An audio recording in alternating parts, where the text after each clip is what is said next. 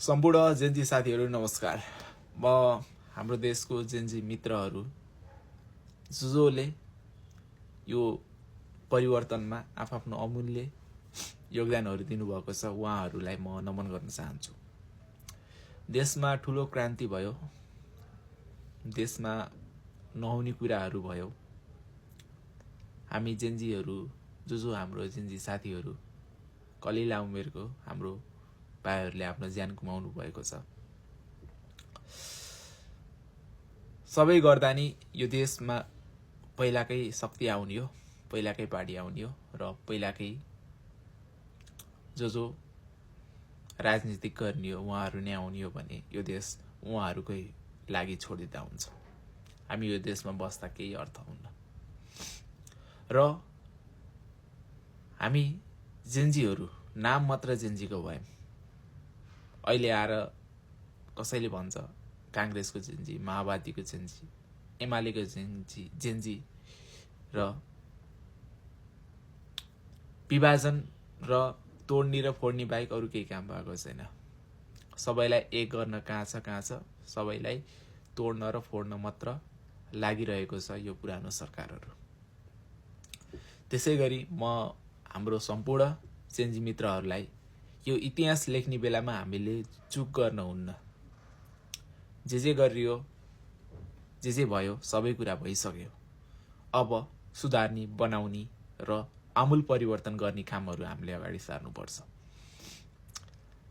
अब हामी एकजुट भई यो देश परिवर्तन गर्नै पर्छ। हाम्रो पहाड पहेराहरू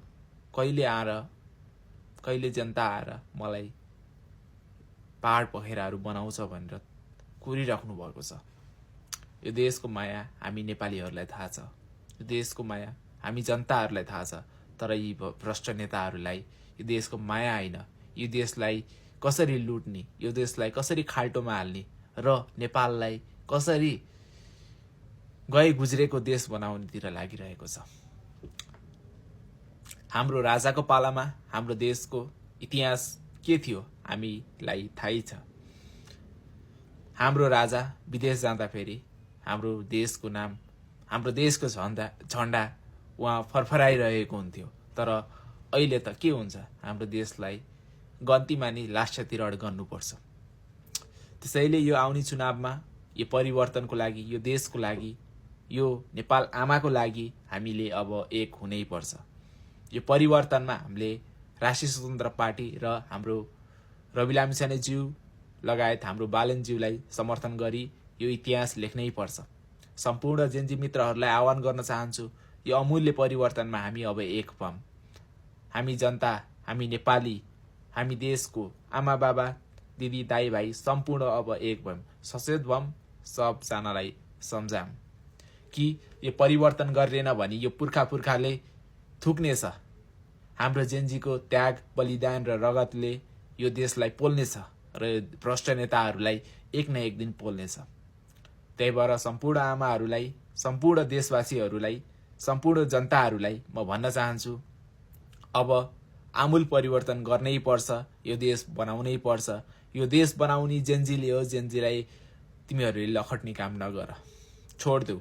यो देश तिमीहरूले बनाउनु, हामीलाई थाहा छ यो देश तिमीहरूले बनाउन सक्दैनौ, तिमीहरू लायकै छैन यो देशमा बस्ने। र सम्पूर्ण नेपालीहरूलाई अब यो अमूल परिवर्तनमा हामी एक भयौँ। जय जेन्जी, जय रासोपा, जय राष्ट्रवाद,